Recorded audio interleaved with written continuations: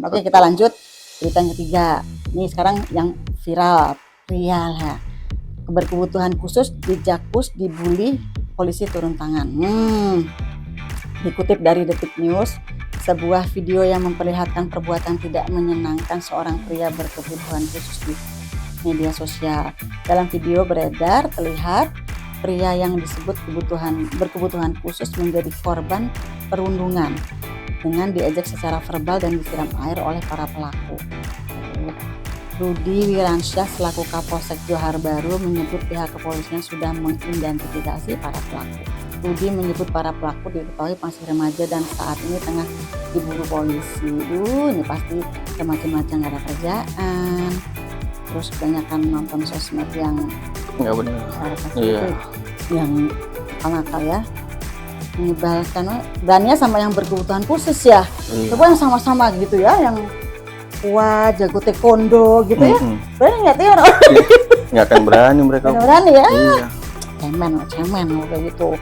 Nah, melihat kasus gitu gimana hukumnya? Apa sanksi yang akan diberikan oleh para pelaku perundungan atau bullying itu? Pelaku bullying, pelecehan verbal itu dapat dijerat pasal 80 ayat 1. Si pelakunya ya? Iya, junto pasal 76C Undang-Undang 35 tahun 2014. Jadi ada ancaman pidananya, nggak bisa sembarangan kita ngebully orang. Nggak bisa sembarangan? Nggak bisa. Emang nggak boleh? Emang nggak boleh. Iya, kok nggak bisa apalagi sembarangan? ini orang berkebutuhan khusus lagi kan? Iya, yang dianggap apa? Nggak mampu gitu ya, lemah ya. Harusnya memang bukan nggak boleh sembarangan, tapi memang tidak boleh gitu ya. Nggak boleh. Kan berarti milih gitu ya. Milih. Siapa yang mau dibully? Oh, salah berarti kata-katanya ya? Ya kan?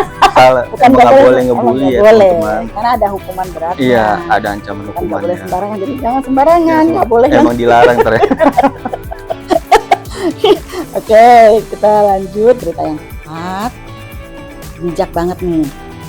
Ini alasan Nikita Mirzani sudah buat surat wasiat dan pembagian warisan sebelum meninggal dunia.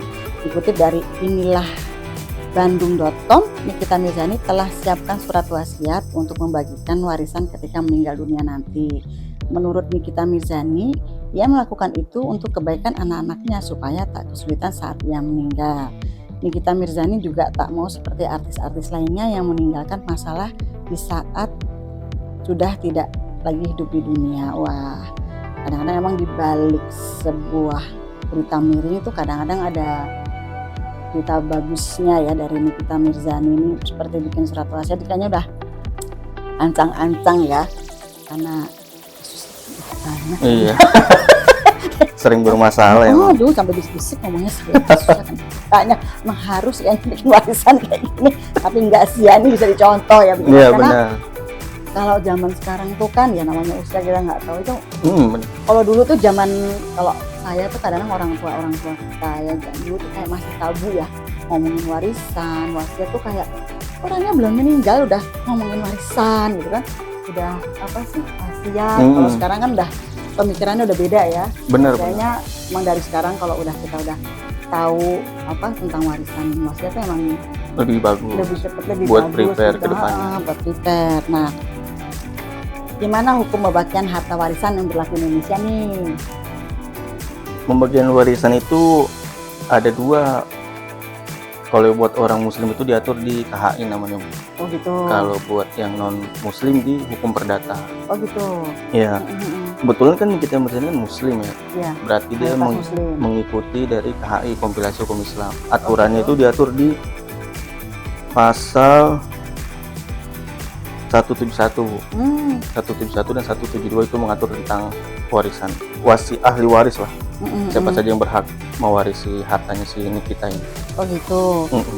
Soalnya kalau misalnya kita bikin wasiat itu kan ya kadang-kadang nggak harus mengikuti hukum nggak sih? Misalnya ya wasiat. Kalau warisan tuh kan di Islam tuh kan ada pembagian, ya, udah ada. Tapi kalau wasiat sendiri itu kan kadang-kadang ya suka lah gitu. Kadang-kadang apalagi kalau di luar negeri kadang-kadang diwasiatkan pada kucingnya gitu. Iya ya, tergantung yang mau memberikan. Jadi kalau misalnya bikin wasiat itu apakah harus dipatokkan sama si hukum warisan itu atau memang bebas-bebas aja?